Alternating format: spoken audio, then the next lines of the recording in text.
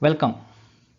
In the previous video, we have seen application specific embedded system and we have taken a washing machine as an example and we have seen which are the embedded units present inside the washing machine. So in today's video, we are going to discuss about domain specific embedded system and we will be taking an example of automotive industry or an automobile. So the first embedded system used in automotive application was a microprocessor based fuel injection system way back in 1968. This was used in a car model by Volkswagen. So now the major application domains of embedded systems have changed and they are in different domains like consumer, industrial, automotive, telecom, etc. Of which telecom and automotive industry holds a big market share. That is primarily because the government regulations on fuel economy, environmental factors, emission standards, and you have this increasing customer demands on safety, comfort, and infotainment. So these all forces the automotive manufacturers to opt for very sophisticated embedded control units within the vehicle. So you know that this demand of comfort or infotainment is more in cars. So in this video, we will take car as an example and then explain inner workings of automotive embedded systems. So when we hear the word inner working or something which is inside an automotive, we always have a picture in our mind where a car is kept in a garage, a workman standing with so many tools, as I have this on my slide, so many mechanical tools which helps in repairing the car. But our interest is not that inner part of the vehicle. Our interest is automotive embedded systems and they are the one where electronics take control over the electrical and mechanical systems of the car. So the presence of automotive embedded system in a vehicle, it can vary from a simple mirror or a wiper control to a complex airbag control and anti-lock braking systems. So usually these automotive embedded systems are built around microcontrollers or digital signal processors, or maybe a hybrid system which may contain a controller as well as a processor, and we generally call them as electronic control units or ECUs in shorts. What is very interesting here to know is a normal car will contain around 30,000 parts or even more. I'm talking about the total parts, maybe mechanical parts and electrical parts and electronic parts together. But when you come to number of embedded controls in an ordinary car, it will vary from 20 to 40. It's not embedded unit I am speaking, it's embedded controllers. There will be around 20 to 40, 20 to 40 embedded controllers in a normal car. And this number will go above 100 if you're talking about a luxury car. To point out, luxury vehicles like Mercedes S, BMW 7, all these cars will have above 100 controllers, embedded controllers. And that many embedded units controlled by these embedded controllers. So as I mentioned, electronic control units are the heart of this system. So electronic control units in automotive embedded industry is broadly classified into two basically. So high speed embedded control units and low speed embedded control units. So high speed electronic control units, HECUs, are basically deployed where you need critical control or where you need fast response. So this will be like fuel injection systems in your car, anti-lock braking systems, as you know, engine controls, steering controls, then central control unit maybe, or maybe an electronic throttle.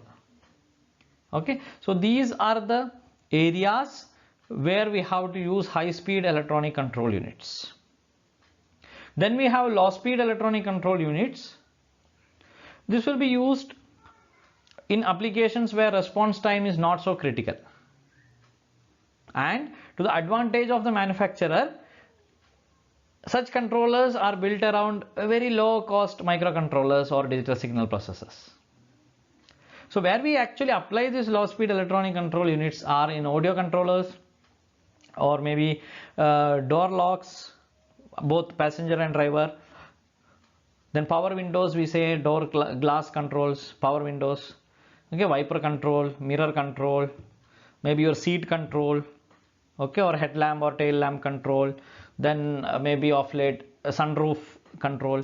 So all these are done using low-speed electronic control units. So as I told, you have a luxury car have 100 plus embedded controllers, and you have these HESUs and LESUs sitting controlling various operations in a car. So you know that there will be a lot of connections required, a lot of wires running out in the car from the controller to the actuator, or to the system where I need to control, right? So basically, if you take a basic embedded system from the controller to the actuator, this may be on board or this may be off board. So just imagine how it will look like if we have individual wires. Okay, there are so many copper wires running inside the car, so it doesn't look great. Okay, if you manage to hide it, okay, using design aesthetics, but it doesn't look great if you have some maintainability also later on. That's why we go for automotive communication buses. So automotive applications make use of serial buses for communication. So as I told, when you use the bus, that will greatly reduce the amount of wiring required inside a vehicle. So there are different types of serial interface buses deployed in an automotive embedded application, especially in a car. So we are going to briefly discuss 3 of them, very briefly. I am stressing very briefly because this is a very vast topic which is out of scope of this video. Okay, so let us see which is the first type. It is controller area network, or we say CAN. Okay, so basically this network is an event driven serial protocol interface, and it has the ability of error handling in data transmission. That's because this kind of buses is used for employing safety critical systems like airbag control, okay, engine control, anti-lock braking systems, okay, even navigation systems like GPS, all that. So CAN basically supports 2 types of protocols. We say it as class B and class C as per ISO standards. So class B has a data rate up to 125 kbps and class C will have a data rate up to 1 Mbps. So it's relatively faster. The communication is relatively faster, should be faster because we are using it for critical applications. Okay, the next one is LIN, that is LIN, stands for Local Interconnect Network. So this is a basic bus system, okay, which has a single master and multiple slave.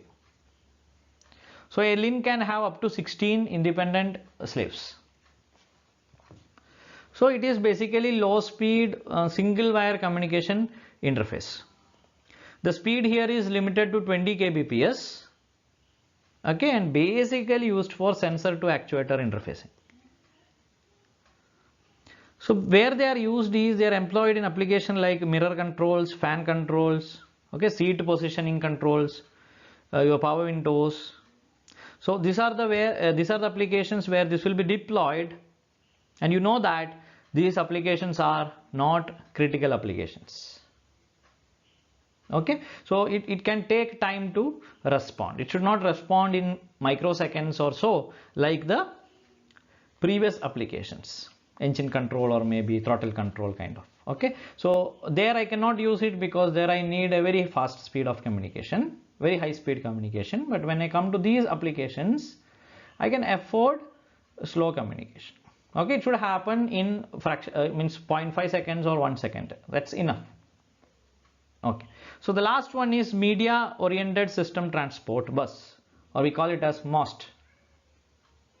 It is basically targeted for automotive audio video equipment interfacing. So infotainment communications are basically using this MOST from your media player to the speakers and other controls.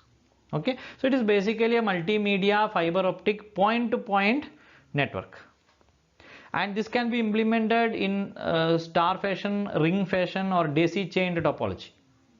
Okay, these are the different topologies available for optic fiber cables. So it can be arranged in any of these topologies. Okay, so as I told, it's an optical fiber cable connected and mainly used for media access control. So these are the three basic automotive communication buses used in a car. So before we end this short video, let us have a glimpse of 15 controls available in a car. The first one will be instrumentation. So instrumentation is basically all the readings which you have in your dashboard.